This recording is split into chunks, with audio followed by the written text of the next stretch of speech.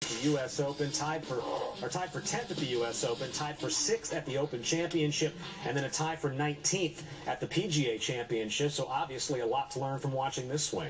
Well, this is some good stuff here, Billy. I really like this golf swing a lot. He's a powerful young man. You're going to see some of the modern day components all labeled as Billy here in this young golf swing. I think he's very centered. He's got good setup, and when he takes it back, you can see a very centered spine, not a lot of movement off the ball to the right. He certainly doesn't go up and down, so he stays very level and centered to the top of the swing. I really like the width in his golf swing. It's a very big shoulder turn.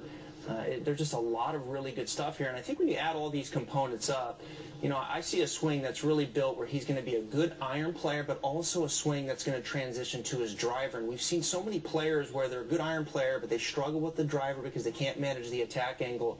And when I look at this swing, I think it's going to be one that's going to be great for his iron play all the way up to his driver.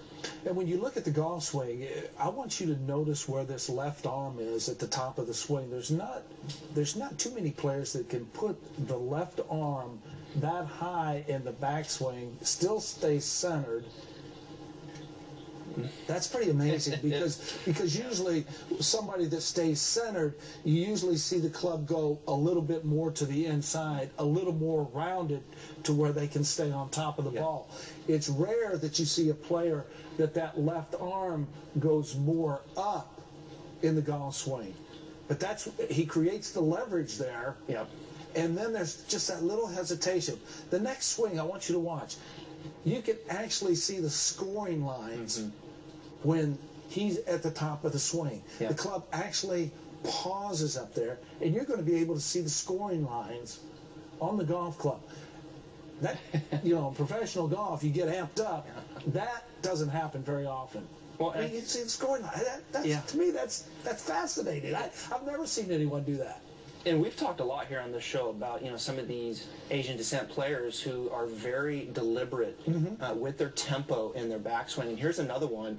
He really doesn't rush anything. You kind of get the feeling that he's just kind of accumulating the power in his backswing. And then to your point, little pause.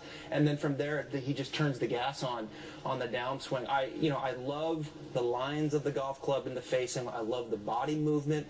But he ties it all together with really good tempo and rhythm, and he's got some personality in his swing too. I love the finish. Kind of got that high finish where he's, almost kind of Tom Lehman up here, and a little twirl to it like Luke Donald. So, a lot of really good components to the swing, but some personality to it as well. Yeah, the first time I really got to look at Matsuyama was at the Open Championship where he played well, and the first thing I noticed was just how strong his legs look. And in the golf swing, everything, we work it from the ground up. We try to stay as quiet as we can.